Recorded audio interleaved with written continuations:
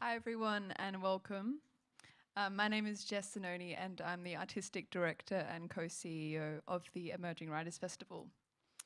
I'd like to acknowledge that tonight we're gathering on the unceded sovereign land of the Wurundjeri people of the Kulin Nation, and we pay our respects to the Wurundjeri elders past and present, and to those of the lands that this broadcast reaches and that this festival takes place across. EWF celebrates the history and creativity of the world's oldest living culture and acknowledges that this always was and always will be Aboriginal land. Thank you so much for being here tonight to celebrate our 2025 program launch. This evening, the programming team are excited to share with you some highlights from our 8-day festival, boasting over 70 projects and events, both in person and online, with most events pay what you wish. From the 11th to the 18th of September, you'll have the chance to hear the works, thoughts, experiences, and creative spirit of 230 artists joining EWF from across the country. You'll also hear readings from 4 artists who are all appearing in this year's festival. They are our 2025 guest curator, Reeve, and writers Mohamed Sudi, Andrew Sutherland, and Bayley Turner. They've been given the challenge to write a creative response in response to this year's festival artwork, hand-painted by local artist Felix Atkinson, who you can find on Instagram under his alias Divinations. Now in our 22nd year, 2025 marks a new era for EWF, and I'm excited to introduce to you some new event streams and offerings you'll find in our program this year. Most pressingly is the official launch of our inaugural EWF Festival Hub, open every weekday, located just below us underground where we're gathered right now. The Hub is the space to read, write, and connect with fellow writers and lovers of literature. EWF has a love for civic spaces like libraries, parks, gardens, and markets where you can simply be, and the Hub is our own iteration of this. You can check out the EWF website for its opening and closing hours. And every early weekday morning of the festival at the Hub, there'll be some relaxed writing sessions led by emerging writers. You can start your mornings at 8:30 a.m. in the Hub for workshops from the likes of Blackout Poetry with August Mulang, Love Letter Writing with Eliza Khalil, and a session on morning writing accountability led by Sean Campbell. If you're looking for cozy creative nourishment from the likes of stirring panel conversations, intimate roundtables, and fun workshops, have a look at our Alcove stream of programming. Like your favourite writing nook in your local library or the altar that is your writing desk, expect replenishing food for thought and opportune time for writing, thinking, and feeling amongst fellow writers. In our Alcove stream, you'll find a chronicling cultural trash workshop with Tara Kenny, a workshop with Lucy Wiley that will use Ursula Le Guin's handbook Steering the Craft as a means of establishing an embodied writing practice, a roundtable on collective reading as radical self-care with theatre maker, educator and researcher Ian Ramirez, a panel on finding your own writing crew with debut authors Tanya Scott, Holly Brumbauer and Nadia Majuri, and a workshop with journalist and author Jenny Valentish on self-promotion and public speaking that doesn't make you want to die inside. If you're interested in discovering how photography, music, and floristry can inspire your writing, Estuaries is the stream for you. An estuary is a body of water where ocean meets the river. At EWF, it's the place where the literary meets other creative forms. Join multidisciplinary artist, writer, and photographer Melanie Skyers at her workshop Worth 1,000 Words to follow the muse into the visual realm to find new angles for your writing. Local artist and florist Kayla Moon will demonstrate how flowers can unlock nostalgia as a portal for creative works. And Northcote Social Club will welcome EWF to take over their weekly free gig series Social Sanctuary, where poets, sound artists and musicians handclap, Al Lanal, Antonio Montaigne, Romeo and Sahul Sakti will perform. If you're keen to get away from your screen, artificial lights and windowless writing spaces, our new open air stream is your medicine. After all, writers must venture outwards to go inwards.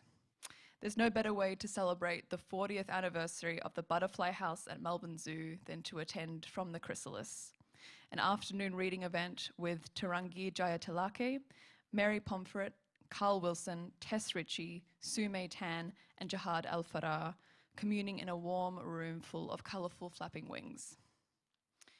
And if you can't make it out in person or live interstate, join EWF in spirit and via wireless transmission on the Ethers stream. Discover how to develop opinions with the 24-hour news cycle with M. Reedman.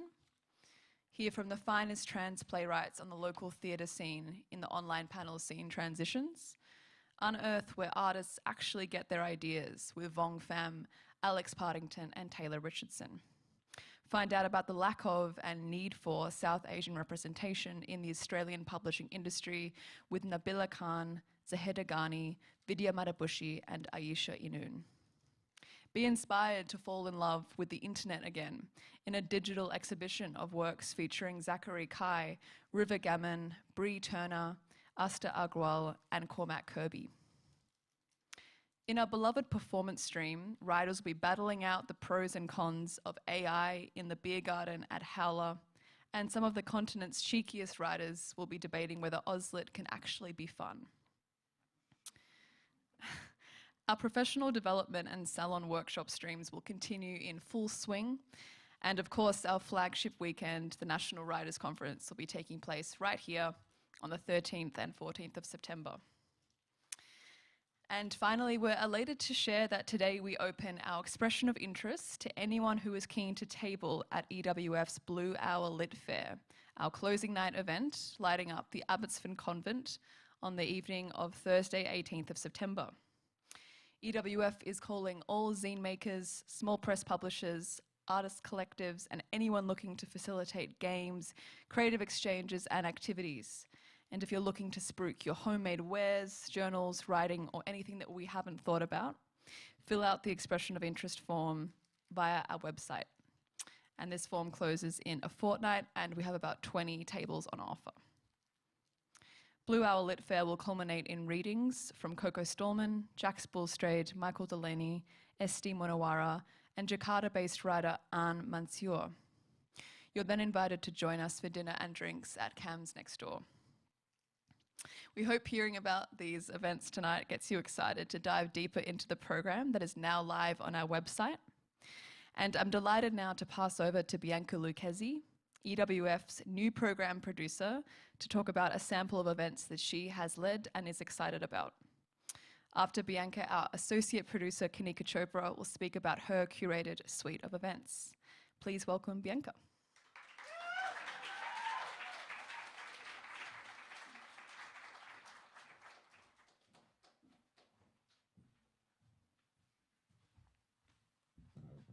Hi everyone, lovely to see you all.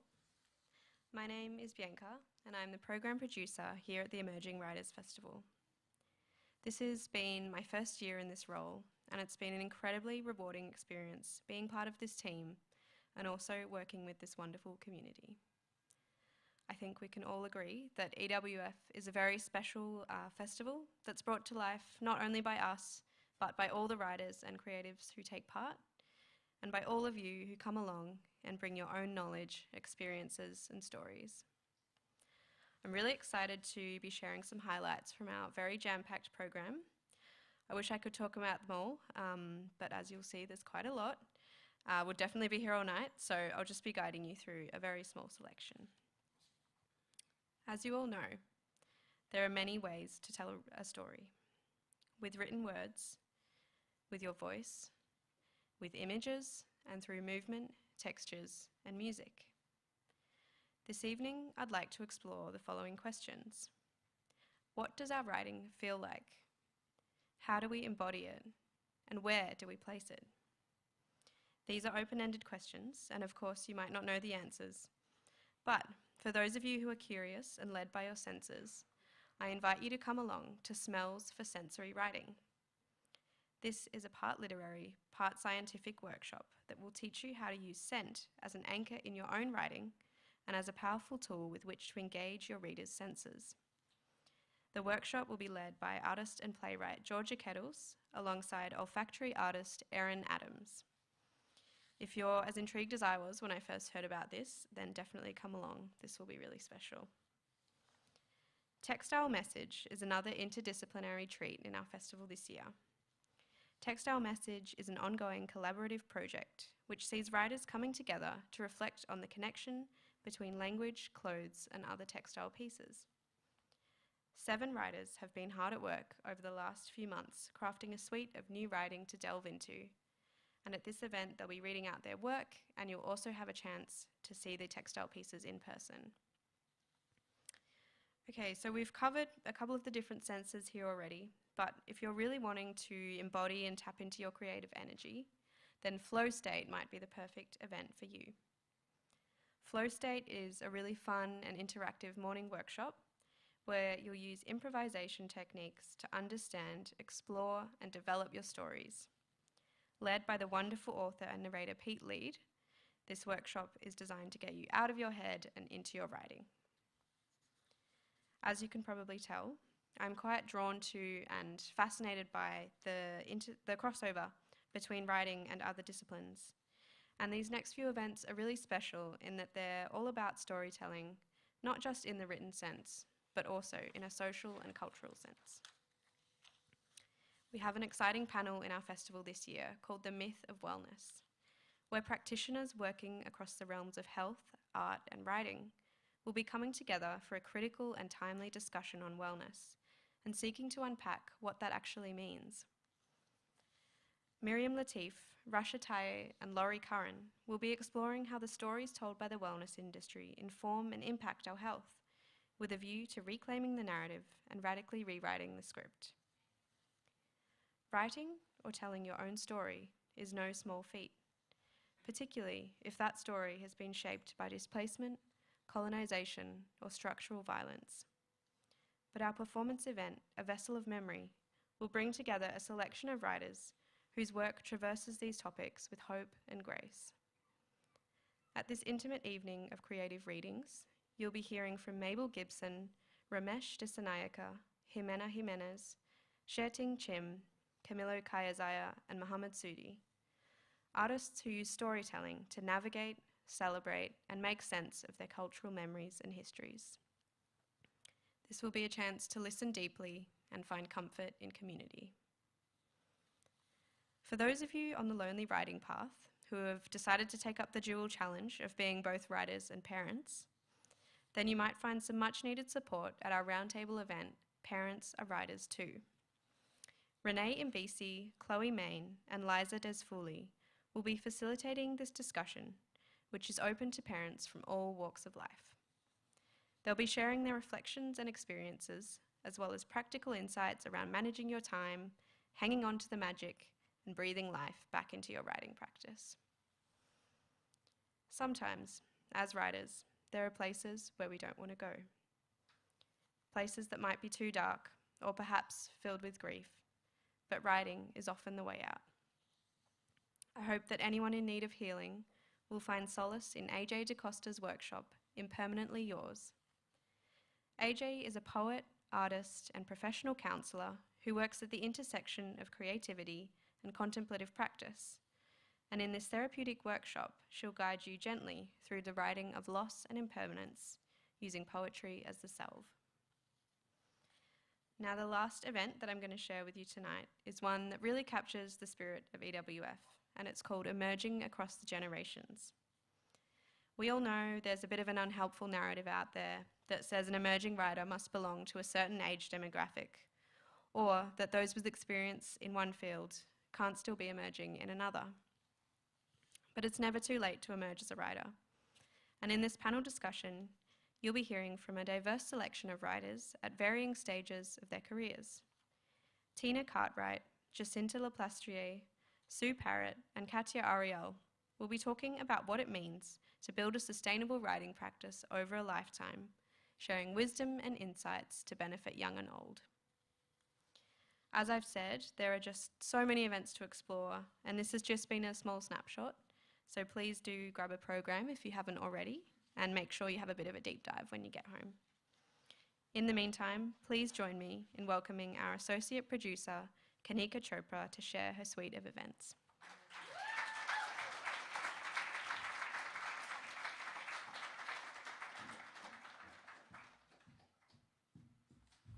Hi, everyone. My name is Kanika Chopra, and I am the associate producer for the Emerging Writers Festival. I know it probably says this behind me too, but it's only polite that I feel like I introduce myself. It is my second and also my final year in this role at EWF, and it has been such a delight to be able to work at this festival with the most supportive team, and it has been a real treat to be a part of this process more than once now and platform so many wonderful artists. I'm here now to share with you a small slice of what we've been working on behind the scenes. This year, I had the absolute privilege to create a suite of events, which I'm really excited to tell you about.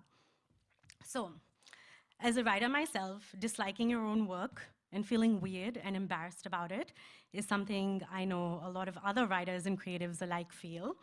If you've never felt like this, congratulations. You are officially better than the rest of us. But if you are like me and you do cringe at yourself and your own work easily, this event might be for you.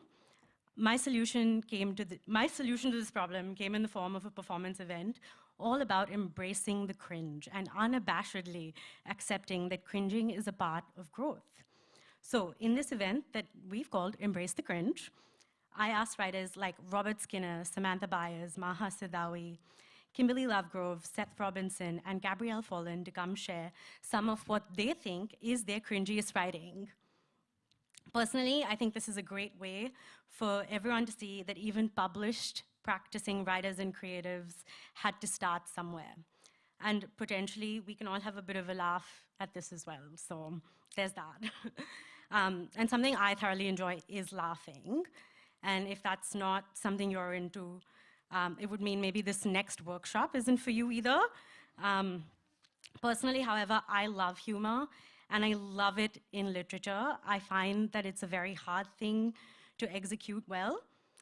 But if you're someone who would like to have a leg up in this practice and use comedy in your writing as a hinge to tighten your narratives, resolve discomfort, and just improve your stories in general, you might enjoy this literary salon we have.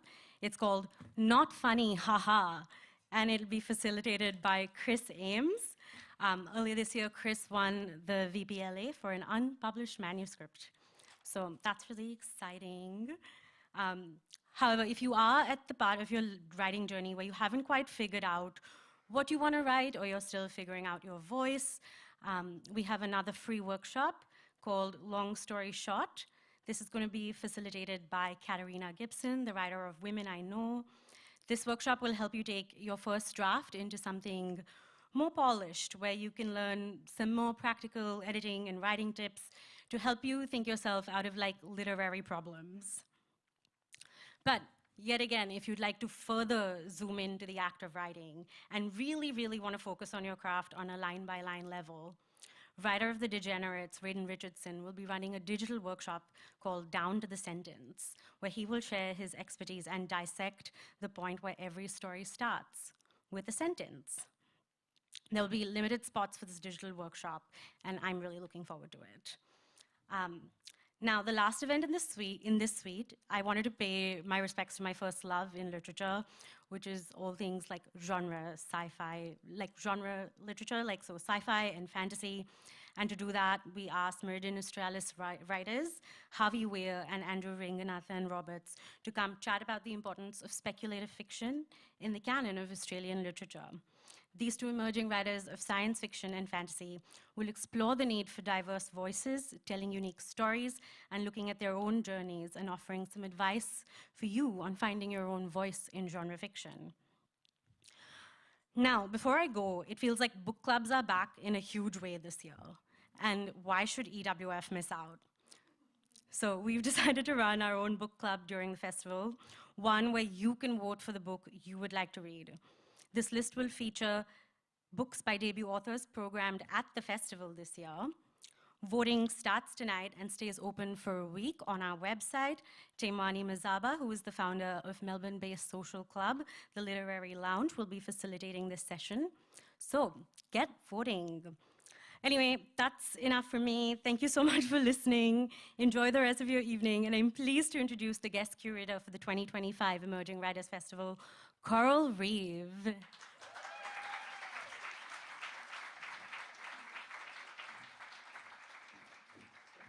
Good day, everyone. I hope we're all well. Well, that's a bit bright. Well, Nyata, my name's Coral. I'm a Gundi Judamara woman. I'm currently living in Geelong. And I'm the guest curator for the opening event, Finding Your Way. So the expression of interest went floating around on my Facebook page, and I thought, what could an opening event be that could incorporate First Nation voices? And songlines came to my brain. So I incorporated songlines and the history of our voices throughout history in a literary form. So at each point throughout the songline, there's a point in history in which our voices have been described, I guess, from what we would have written in that time. So starting from the 1800s, pre-colonisation, 70s and so on. I actually wrote heaps of notes and I overdid the note-taking. So along the songline, starting with Clover Blue, who'll be using their own voice, focusing on the 1800s, and then moving on to Maya Flood, who'll be looking at the 1930s,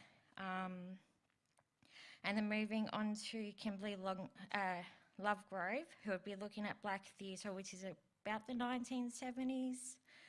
And then moving on through to Crooked TP, who then will be looking at Indigenous hip-hop, which early emergence from the late 90s to the early 2000s. And then there'll be me. And I'll be looking at the voices in the now. All these lovely mob First Nations voices, and they'll be all utilising their own skill set, whether it be hip-hop, prose, song, performance, if that's their choice, to illustrate what it is a songline can be.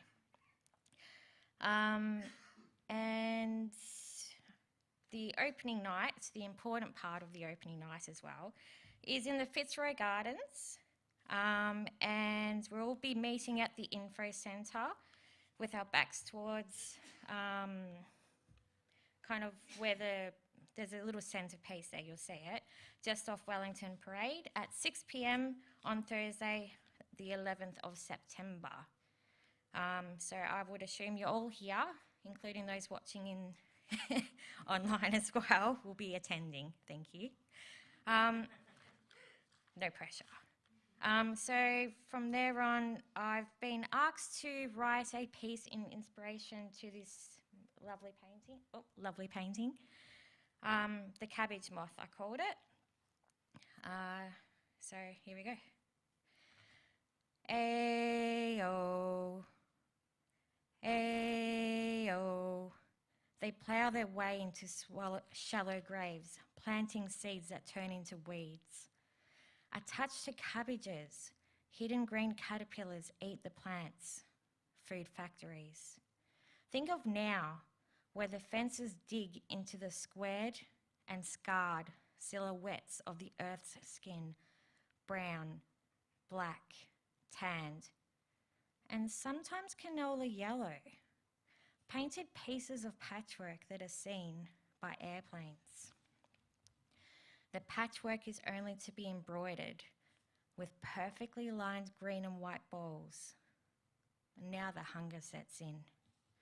Charlie B steeps the cabbage leaves in the soup only 3 times, so to use the leaf for another day. Oh, how he loathed the green and white balls. He stares at the green leaves.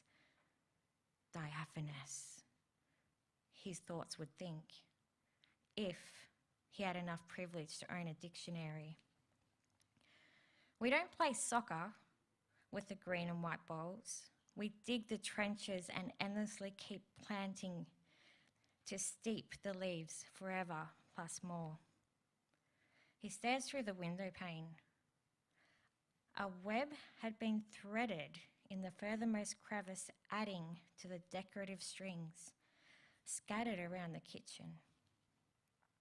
It looks as though the green caterpillars have swiveled their way through the cracks.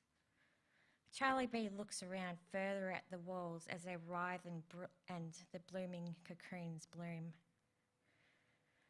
The once cream surfaces now show with delight the house's internal skeleton, and the partitions, now black with mould, crawl with the more mature green bugs, bulging and pulsing.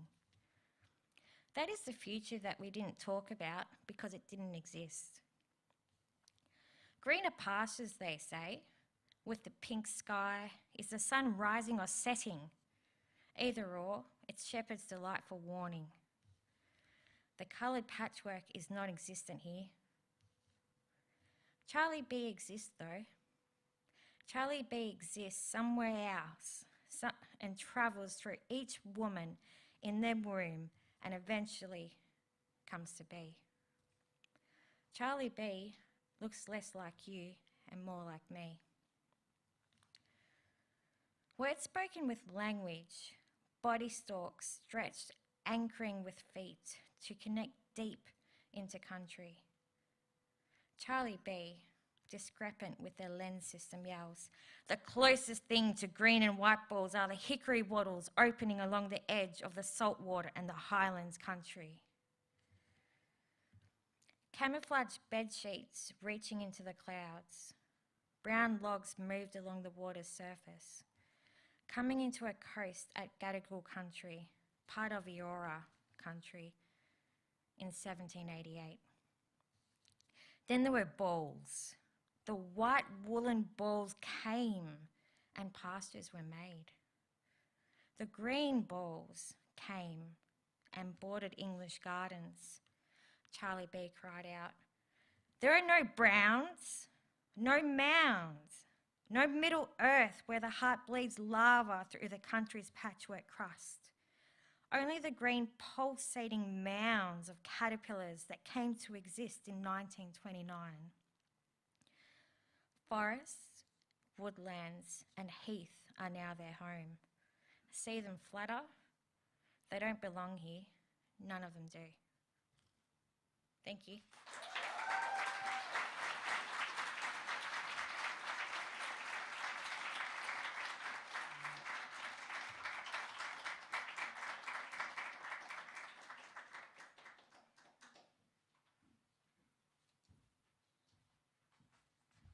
Thank you so much, Coral. Up next, we have Bayley Turner. Bayley is a Melbourne-based writer and performer. She's been praised as a playwright for 36, co-written with Joe Clifford, and Burlesque by Force. She recently self-published a collection of poetry, Ulysses, and is due to self-publish her second collection, 16,000 kilometres or so, in 2025. Bayley has had her writing featured in Archer magazine, Drip Feed and Mamma Mia, and was published in the edited book Heaven Bent, Australian Lesbian, Gay, Bisexual, Transgender and Intersex Experiences of Faith, Religion and Spirituality. Bayley was one of the winners of the Empower Her Voice 2021 Creative Writing Contest. Please welcome Bayley.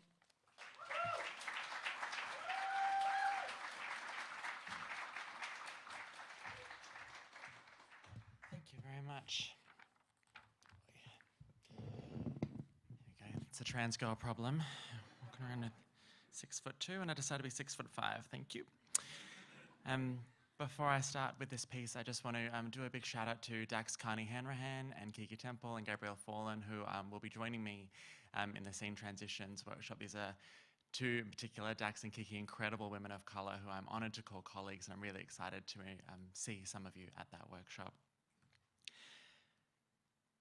This piece is called On My Way Up. Lifting my sunglasses, I glance away from the long-reaching road bordered by green ritual fields and flick my gaze in the driver's side mirror to the passenger in the back seat directly behind me. He doesn't know I'm looking his way. He's peacefully staring out the window. I look ahead again, easing my shades down over my eyes to focus on the glorious open highway before me. Wind toying with my hair and flushing my face, fragrances enlivening my senses. For now, the radio is off. "How you doing back there?" I ask cheekily, like I don't already know. "Like you don't already know," he volleys back to me. I smirk and peer up to clear, bright sky as a familiar thought, a question, knots in my head. I'm scared to break the calm, but the words charge out of my mouth. "Do you ever think about that day?" The air clenches and cramps around us. He closes his eyes, shifts his long legs, and cracks the window for some air. Months pass. "I was yearning for and dreading that day all my life," he shares, just above a whisper. The day we pulled over, looked at each other, and he said, "Why don't you drive?" at the exact same time I said, "I think it's my turn to drive." We stopped, got out, crossed the hood with an embrace, and swapped seats, both terrified. I'd never driven before, and he'd never been a passenger. The thing was, somehow I knew how, and it was such a relief to be in the driver's seat, determining the direction, speed, and destination. I knew too that he was relieved because he was anxious to drive. For all, it wasn't his car. It was mine. There are few things more terrifying than being a passenger in your own car watching someone else drive it poorly, and fewer more anxiety-inducing than driving someone else's car knowing you haven't quite got a handle on it. We were both shaky at first, him nervous for me leaning on him, and also hating his advice. But we got there in time, and somewhere along the way, he settled in the back seat to stretch out and enjoy the ride. "You know I still need you, right?" I say, trying to communicate how much he means to me. Our eyes meet in the mirror, both brown with flecks of hazel, almond-shaped and vulnerable. "I suppose I do, yes," he assures me, then hesitates. I don't miss it. "What?" I inquire. He frowns. "It's just that I'm making peace with knowing that as time goes by, people will be less interested in what I have to say. Maybe even you will. I know you'll talk about us, but I may not ever get to share my side of us," he mused, slowly drawing back to stare at the landscape blurring by in fast forward, scenery he can now only witness. I know that he has so much to teach me still, so many memories to remind me of what's been learned, so much to reflect on and bestow. "Well, how about now?" I offer, steeling my stomach for his truths. "I frickin' knew you'd put me on the spot like this," he chuckles. "I was invented to protect her." That's not entirely true. I was invented by her parents, her grandparents, the world around her to meet their needs. I knew that my job and what my job was the instant I was created in cooing sounds, colors, clothing, and behaviors managed with discipline and devotion alike. When her family fell apart and when violence sprung out, without really thinking, I guided her into a room and I said, "Stay here. You'll be safe. I'll come get you when it's okay for you to come out." Except I never did, because time went on and there was always another fight, meltdown, frantic escape, home invasion.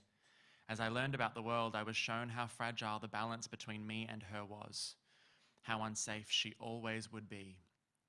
So I just left her in there.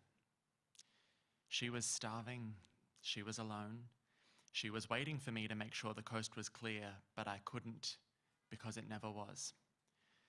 Years were going by, it just got so complicated. Before I knew it, I had duties and dependents. I was a son, I was a big brother, I was a good kid, all very important jobs I felt I couldn't abandon. Then at 14, she started to insist. Things were getting out of control. Things were changing irrevocably. But she'd been in there so long. How could she manage? I was too proud. I'd become attached to life. So I ignored her. I ignored the pain and the hunger. I ignored everything that she begged for me to deal with. Eventually, like any neglected child or animal, she gave up and lay down in her safe space, which had now become a prison. Adulthood came and she stayed, frozen in time, silenced, naive, temperamental. I was running out of reasons to keep her captive, so I invented more. Self-destruction, poor choices, bad company. She was my inner compass, my moral guide. I gambled my relationship with her and we both lost. I became more an expression of relentment than a person. Going with the flow became my excuse for living without a sense of who I really was beyond the things I was doing and the ways I could fashion people's perceptions of me.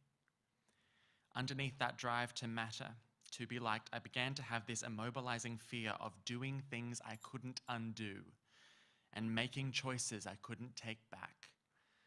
It's so clear to me now that the sensation wasn't fear, but guilt.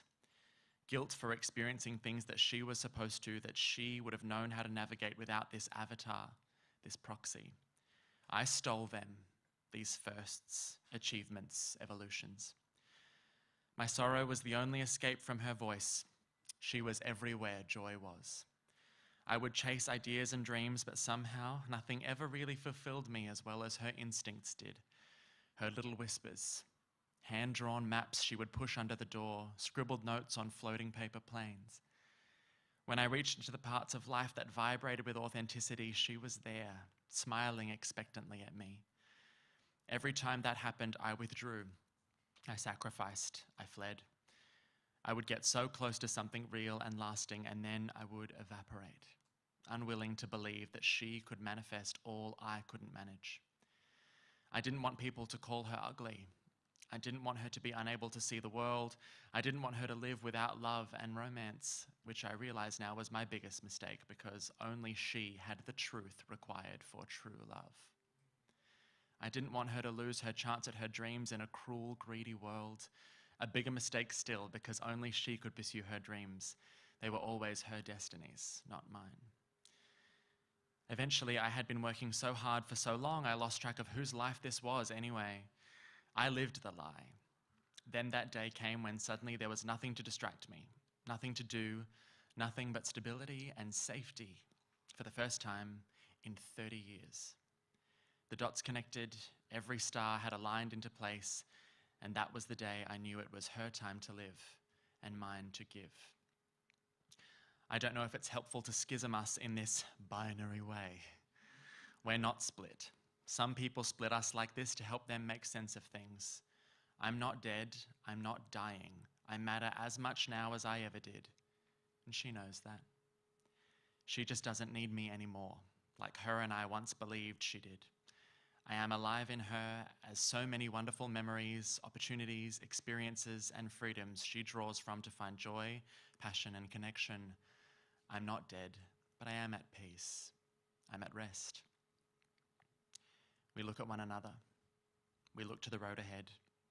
And we don't know what we will become on that road. We don't know who'll drive, or when, or for how long. We don't know who'll join us on the road. And we don't mind. We'll be okay. We're in our right place at last. We want to listen to Tori Amos, so we do, and we drive.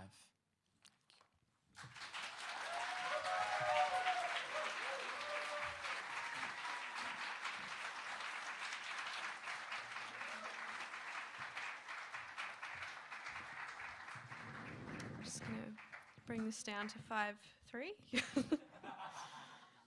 Thank you, Bayley. So as you heard, Bayley will be appearing in a panel called Scene Transitions, Trans Playwrights in Conversation. And that's happening on Wednesday, 17th of September, so come along. Our next speaker tonight is Andrew Sutherland. Andrew is a queer pos writer and performance maker, currently based on the unceded lands of the Kulin Nation. He has worked as performer, director, dramaturg, playwright, devised theatre maker and mentor across the creation of dozens of new works in the independent sector in Western Australia and Singapore. He's a current PhD candidate at the Victorian College of the Arts. Andrew is the author of 2 poetry collections, Paradise, Point of Transmission, and Act Cute, published in 2022 and 2025 respectively with Fremantle Press. Welcome, Andrew.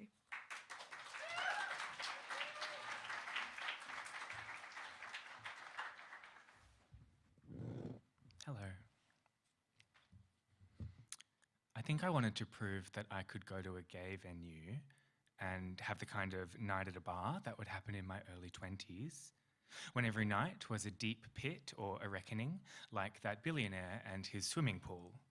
Unfortunately, in the interim, I've become teacher, sober, mentor, ugly, hot again, 32, and about to move again.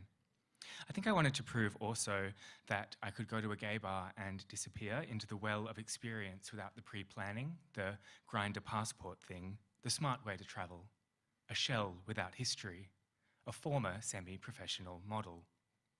I think the best night of my life happened in this way. In Aotearoa, my final night in Auckland, I had seen an Anne Shelton photographic exhibition titled My Friends Are Electric, and so I turned on the apps, said I wanted a friend, and wound up at Family Bar with a man who'd come apple picking. He had a partner in France, and I was sort of engaged to the man who would end me. It was karaoke night. George Michael had just died, and we heard 100 perfect covers of Careless Whisper. This is also how I met Your Name, years earlier in Shanghai. Past graduation, touring a show, I went out with Moena and played dice for our drinks. Your Name had watched me in the bar and messaged me the next day. Joined my classmates and I for a 2-week romance. On the last day, we got drunk on the top floor of the tallest building in the city, and he fucked me in a bathroom stall. Later, when I was HIV positive, the Shanghai Theatre Academy rescinded my master's offer, but I will always have been pounded down at the tallest point of the next city I should have lived, and no one can take that away. Your Name came to stay with me in Singapore 2 months after Shanghai. I was in the midst of seroconversion, the sickest I have ever been. He made me chicken soup and slept in my bed, but couldn't understand why I was too sick to touch him, and neither could I. When I finally tested positive, Your Name remained negative, and this was a blessing. I was diagnosed at 22, and it has only recently occurred to me that I was so young. I was so young. Being has such a needy way of being. I once petted Karl Lagerfeld's millionaire Nepo cat, and not even I care. Thank you so much. I have a couple more. I feel really grateful to live on the lands of the Wurundjeri people of the Kulin Nation, and to have moved here about a year ago and trying to get my bearings of this beautiful country on this side of the continent. This next poem was written on the lands of the Whadjuk people of the Noongar Nation, and also makes reference to a really important body of water on Whadjuk country. So I also want to pay respects to how much Whadjuk Noongar land has tended my life. The poem is called A Romantic Lake Poem for My Bibi, as our depressive episodes transfer from one body to the other. Which is not to say that we are the same. It could be an old joke though, right? Why can the poets not feel okay at the same time as one another? Anyway, lol, I'm not a comedian, I'm a fan. At Lake Garlup today, there was a little egret with its neck the way their necks always astonish, a dangle and a coil. I got so angry at my walking friend for blazing on talking as I tried to point out the egret that I also missed the egret. Right now, amidst the de-recognition of my current K-pop loop, is the English language lyric, "Promise you won't regret." Promise you won't, egret. Thank you. I just thought of another romantic joke. So the cat turns to the poet and is like, "Why are you only ever needy when I need you to be needy?" Scattered applause. I've been thinking about queer YA now that I'm comfortably in my 30s, and I want to confess that I've become quite jealous at the speed with which you feel. You change. Like every other moment is a wave in a winter month, like the oceanside cliff off Margs when I pretended to spot a whale again and again, and the suspicion that you actually did, that you still could. In other news, I've realised I'm not gay at all, just not attracted to anyone too cis and straight. But I don't want a realization. I want romance too. I want to be sure that the second I point towards it, I won't already be someone else. Thank you so much.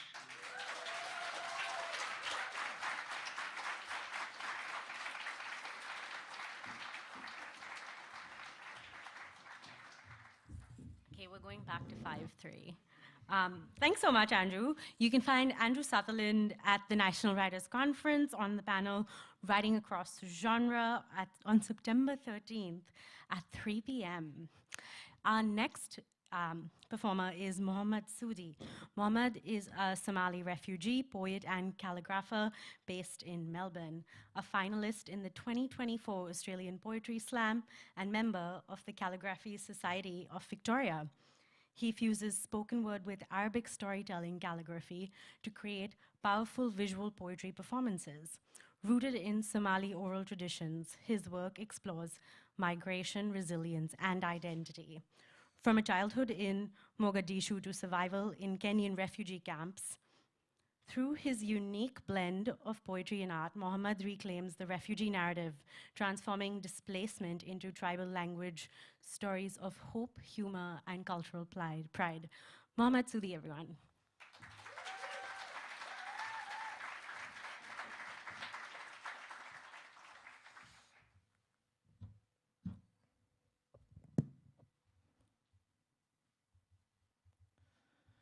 Hello, Your Honor.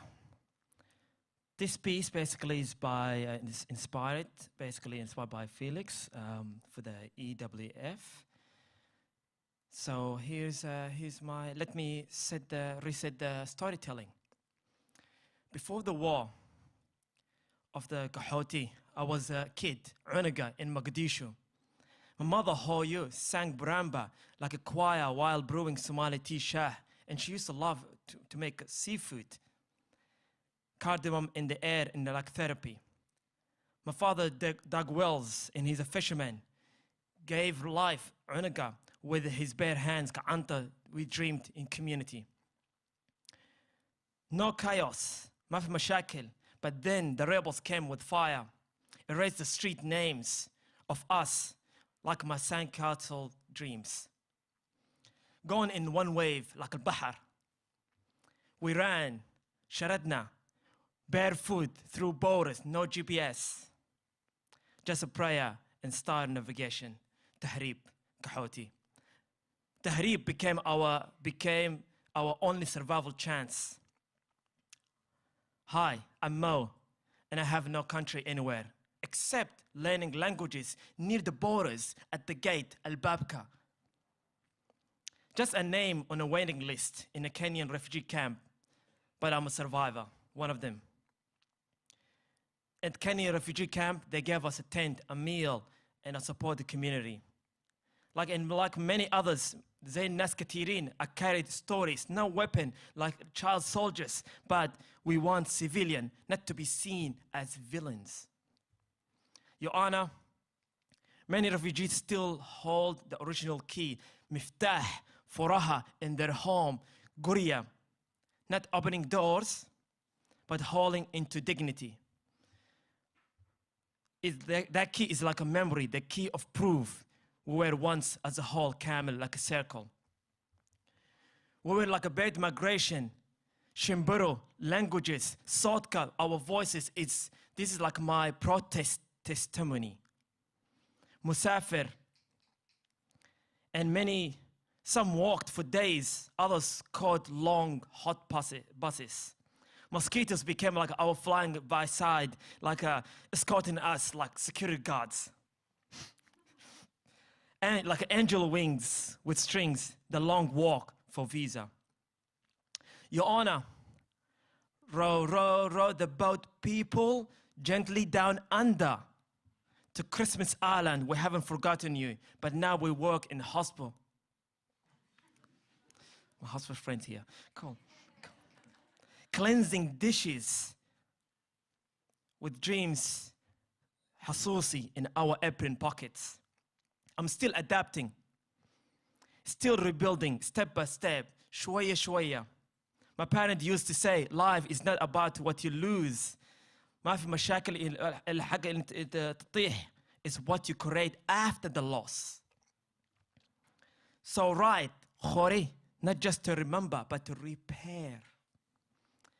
Every letter is a promise that I'll keep sharing my stories. And even like the refugee, when they sang a song or a chant, it goes like this. هديم ويان تهريبتو قربوها قردام وياي هدانا هلا سيمو ديباتو داتكي كم هول يرايستو. No matter how many the times the waves knocks me back, but tomorrow, Your Honor, they will try to rise again. Once they rise, I'll be their host guest. And I'll say to them, so welcome, Seta Iskoran, to this vibrant land where Somali heart shakes an Aussie's hand. Together we stitch the fabric of home. Culture blends like a grain of sand, turab, windblown. On Aboriginal land, we walk with care, trusting, supporting each other like first grew there. As settlers, seekers, dreamers, guests, we share, we build, we support communities when we can. From Somali tea shah to Aussie coffee brews, and every sip our eucalyptus hues, black tea leaves, eucalyptus hues, heritage flowing in life muse. And the Melbourne ever-changing skies, 4 season, arba fusul, kalash, collide, and rise. But in this patient sabr, we find our ties, and moment, hope resides. We honor the past, yet reach for more. In this embrace, our spirit soar. We roar like a lion, like Katy Perry. We belong, okay. Like side by side as a collective team, family, community. And Your Honor, I rest my case. Thank you.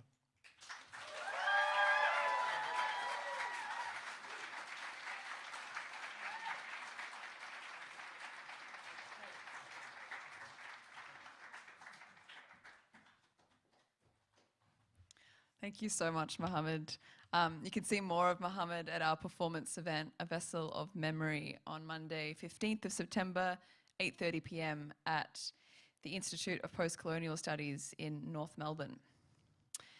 Thank you so much to Coral, Andrew, Bayley, Mohamed, and also to Bianca and Kanika for speaking tonight. Please go forth and explore the full program and grab event tickets at emergingwritersfestival.org.au. EWF is a non-profit festival, so also please consider making a tax-deductible donation if you have the means and if you want to continue EWF platforming and providing development to emerging writers for many years to come. Thank you to the Wheeler Centre for having us here tonight, to Amber and Kang for interpreting tonight.